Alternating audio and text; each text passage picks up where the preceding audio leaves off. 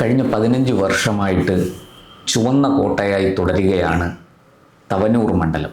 മലപ്പുറം ജില്ലയിലെ KT ജലീലാണ് 2011 മുതൽ അവിടെ തുടർച്ചയായി ജയിച്ചു വരുന്നത്. ഇപ്പോൾ തവനൂരിൽ ജലീൽ മത്സരിക്കുന്നുണ്ട്.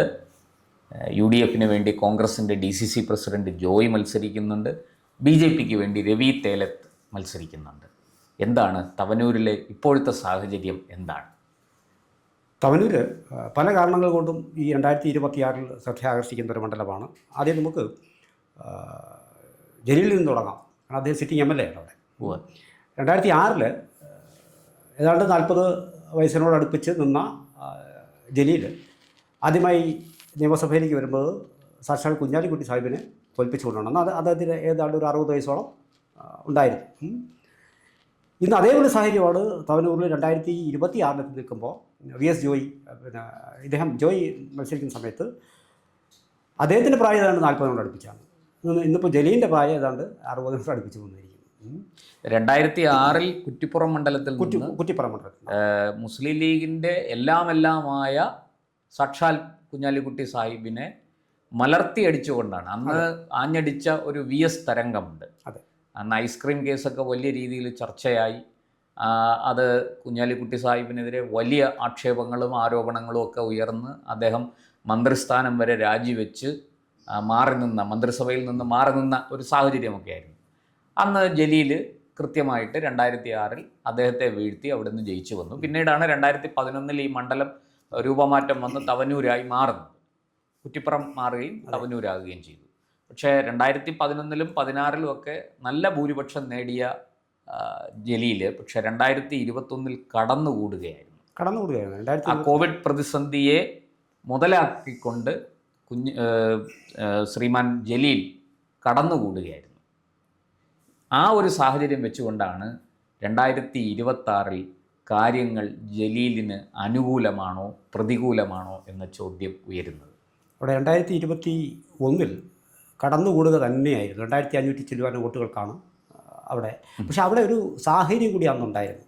അവിടെ നന്മ മരമെന്ന് പേരിൽ അറിയപ്പെടുന്ന ഫിറോസ് കുന്നുംപറമ്പിൽ അദ്ദേഹമായിരുന്നു അന്ന് അവിടെ മത്സരിച്ചത്. ഇവിടെ ഇവിടുന്ന് ഫിറോസ് കുന്നുംപറമ്പിൽ പൊക്കിക്കൊണ്ട് വന്നു.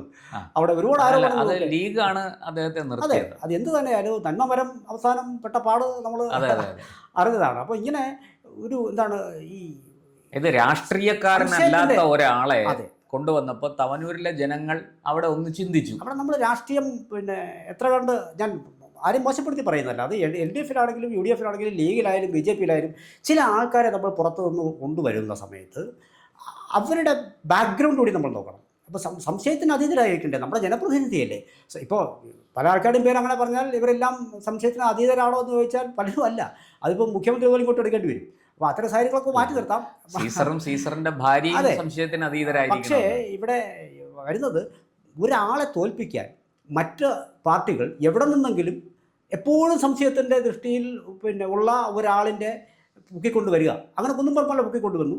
കോവിഡിൻ്റെ സിറ്റുവേഷനാണ്. ആ സാഹചര്യത്തിലാണ് എന്നിട്ട് ആരോപണ വിധേയനായ ജലീലും മന്ത്രിയായിരിക്കുന്ന സമയത്ത് വലിയ വിവാദങ്ങൾ ചെന്നിട്ട് ആ വിവാദങ്ങളിലേക്കെല്ലാം മറുപടി പറയേണ്ടി വന്നത് വിളിച്ചുകൊണ്ട് വന്ന CPM തന്നെയാണ്. അവരെന്നെ മറുപടി പറഞ്ഞാലും നടക്കുകയുള്ളൂ. അപ്പോൾ അങ്ങനെ ഒരു സാഹചര്യത്തിലാണ് അദ്ദേഹത്തിൻ്റെ വോട്ട് ശതമാനം വളരെയധികം കുറയുന്നത്.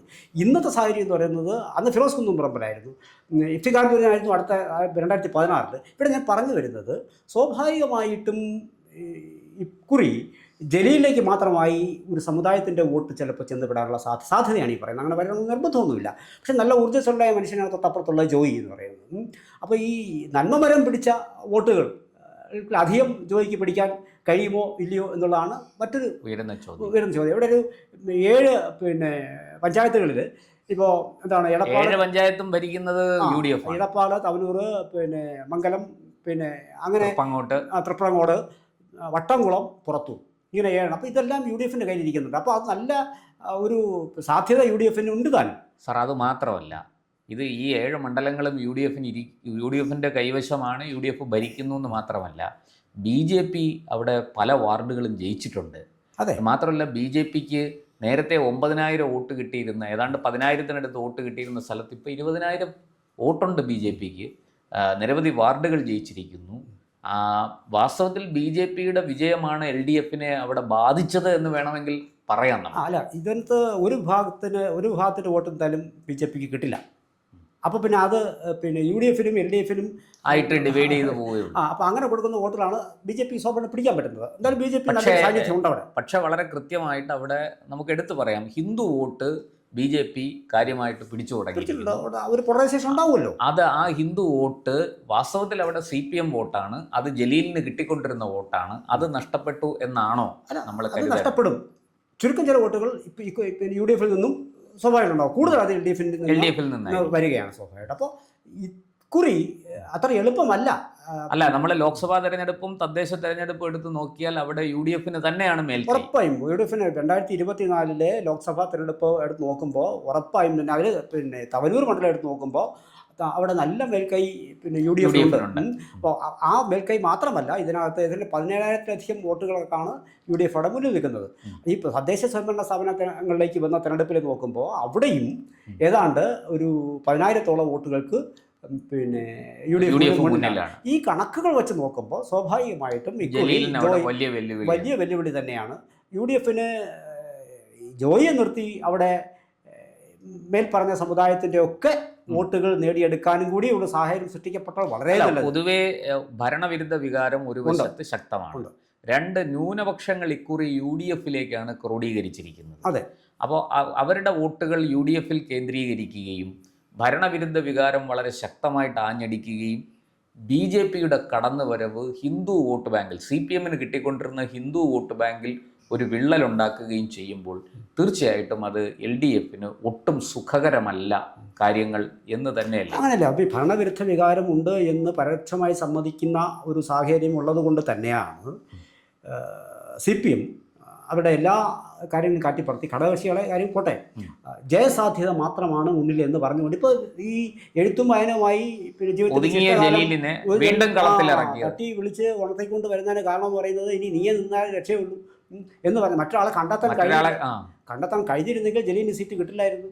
അപ്പോൾ അങ്ങനെ കണ്ടെത്താൻ കഴിയാത്ത സാഹചര്യത്തിൽ ജലീലിനെ കൊണ്ടുവന്നത് CPM ഈ ഭരണവിരുദ്ധ വികാരം തങ്ങൾക്കെതിരെ ഉണ്ടാകുമെന്ന് ഉറപ്പിച്ചതുകൊണ്ടാണ് കേരളത്തിലുടനീളം CPM ഇങ്ങനെ സ്ഥാനാർത്ഥി നിർണയത്തിലേക്ക്.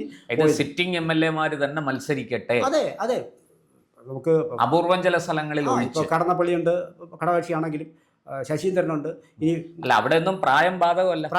80 വയസ്സ് കഴിഞ്ഞവരെ പറഞ്ഞതായിരുന്നു. അവരെങ്കിലും ഒന്ന് ഒഴിവാക്കാമായിരുന്നു. അത് പോട്ടെ, CPM അല്ല ഒഴിവാക്കേണ്ടത്, അത് പോട്ടെ. എങ്കിലും ഞാൻ പറഞ്ഞു വരുന്നത് പലപ്പോഴും ജയസാധ്യത മാത്രമാണ് കണ്ടത്. ആരോപണ വിധേയർ വീണ്ടും ഇവിടെ വരുന്നു. ശിവൻകുട്ടി താരതമ്യേന അതിന് ചില ആരോഗ്യ പ്രശ്നങ്ങളുണ്ട്. അപ്പോൾ പാർട്ടി അതൊക്കെ കാണുമല്ലോ.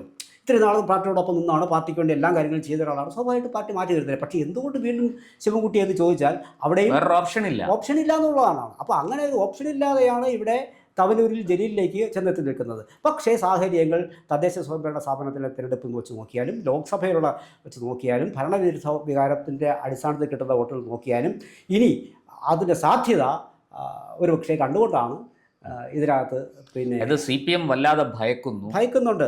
അത് ജോയിലേക്ക് വരാനുള്ള സാധ്യത നമുക്ക് തള്ളിക്കളയാൻ കഴിയില്ല. പിന്നെ പറഞ്ഞതുപോലെ ഈ ഇസ്ലാം മത വിഭാഗം, ഇപ്പോൾ മുസ്ലിം വിഭാഗത്തിൽ ശക്തമായി കോൺഗ്രസിനെ മാത്രം പിന്തുണയ്ക്കുന്ന ഒരുപാട് പേരുണ്ട്.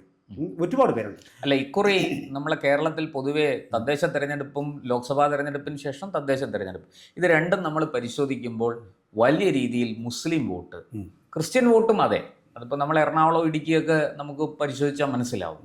ആ വോട്ടുകൾ വലിയ രീതിയിൽ UDF-ലേക്ക് കോൺഗ്രസ്സിലേക്ക് ഒക്കെ കേന്ദ്രീകരിച്ചിട്ടുണ്ട്.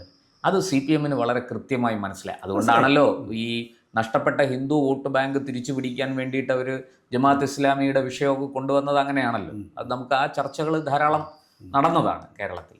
അപ്പോൾ വളരെ കൃത്യമായിട്ട് CPM ഒരു തോൽവി മുന്നിൽ കണ്ട് എങ്ങനെയെങ്കിലും കടന്നുകൂടാൻ വേണ്ടിയിട്ടാണ് ജലീലിനെ വീണ്ടും രംഗത്തിറക്കിയത്. ഉറപ്പായി കേരളത്തിലുടനീളം ഇപ്പോൾ അതാണ് കണ്ടുവരുന്നത്. സ്വാഭാവികമായിട്ട് ഇപ്പോൾ പേരാവൂരിലേക്ക് മട്ടന്നൂരിൽ നിന്ന് ശരീരച്ചയച്ചതിന്, അതായത് അവിടെ പറഞ്ഞ ന്യായം എന്താ? പല കാര്യങ്ങളും അതിനകത്ത് ഉണ്ട് എങ്കിൽ കൂടിയും പറഞ്ഞ ന്യായം എന്ന് പറയുന്നത് നമുക്ക് ലഭ്യമാകാൻ സാധ്യതയില്ലാത്ത ഒരു മണ്ഡലം പിടിക്കാൻ. അതായത് അവർ ഭയക്കുന്നു മലബാർ ബെൽറ്റിൽ അവർ ഉദ്ദേശിക്കുന്ന മുഴുവൻ സീറ്റുകളും ജയിച്ച് കയറിയേ മതിയാവൂ CPM-ന്.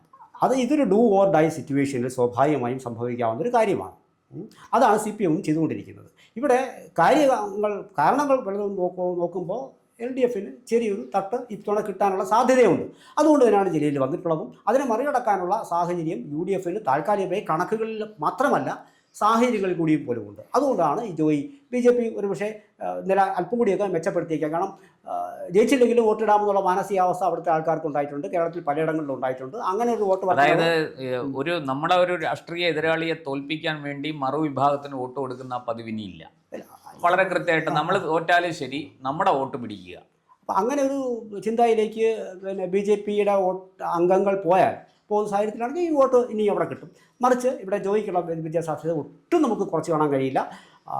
ജോയിയുടെ സ്ഥാനാർത്ഥി ഇപ്പോൾ അദ്ദേഹം വിജയിച്ച് കയറുകയാണോ എങ്കിൽ സ്വാഭാവികമായിട്ടും ആ പറഞ്ഞ ഒരു മുസ്ലിം വിഭാഗത്തിൽ നിന്ന് നല്ലൊരു പിന്തുണയും കൂടി അദ്ദേഹത്തിന് കിട്ടിയിട്ടുണ്ട് എന്നുള്ളത് തന്നെയാണ്. അത് ജലീലിന് നഷ്ടപ്പെട്ടു എന്നുള്ളതാണ്. അങ്ങനെയെങ്കിൽ ജലീലിന്റെ രാഷ്ട്രീയ ഭാവി എന്തായിരിക്കും? അദ്ദേഹം വീണ്ടും എഴുത്തും വായനയും പഠനവും ഒരുപാട് സാധ്യതയാണ്. അയാൾക്ക് തന്നെ ഉണ്ടെന്ന് അദ്ദേഹത്തിന് തന്നെ അറിയാം. പുസ്തകമൊക്കെ എഴുതുന്നു, വിൽക്കുന്നു, അതിൻ്റെ റോയൽറ്റി കാര്യങ്ങളൊക്കെ എടുത്ത് പോകുന്നു, പിന്നെ പ്രസംഗത്തിന് പോവാം. അങ്ങനെ അദ്ദേഹം പറഞ്ഞ അങ്ങനെയാണല്ലോ. സ്വാഭാവികമായിട്ടും അദ്ദേഹം ആ ലെവലിലേക്കാണ് ഇനിയുള്ള ശിഷ്ടകാലം അദ്ദേഹം അങ്ങനെയെന്നാണ് പറയുന്നത്. അപ്പോൾ കേരള ജനത്തിന് കുറേ ആശ്വാസമാണ്. ഇനിയെങ്കിലും ഇയാൾ പാർലമെന്ററി പൊളിറ്റിക്സിൽ നിന്നൊരു വിരമിക്കൽ ജലീലിന് സംഭവിക്കും. പറഞ്ഞതൊക്കെ ബേസ്ലെസ് ആയിരുന്നു എന്നുള്ളത് ഇപ്പം തെളിയുന്നുണ്ട്. എന്തോ ആയിക്കോട്ടെ, അതൊക്കെ തീരുമാനിക്കേണ്ടത് തവനൂരുകാരാണ്. അവർ തീരുമാനിക്കട്ടെ. തീർച്ചയായിട്ടും. കൂടുതൽ വാർത്തകളും വിശേഷങ്ങളും നേരിട്ട് ലഭിക്കാൻ ജനങ്ങളിൽ നിന്ന് ജനങ്ങളിലേക്ക് ജനഭൂമി ന്യൂസ് സബ്സ്ക്രൈബ് ചെയ്യൂ. ബെൽ ബട്ടൺ അമർത്താനും മറക്കരുത്.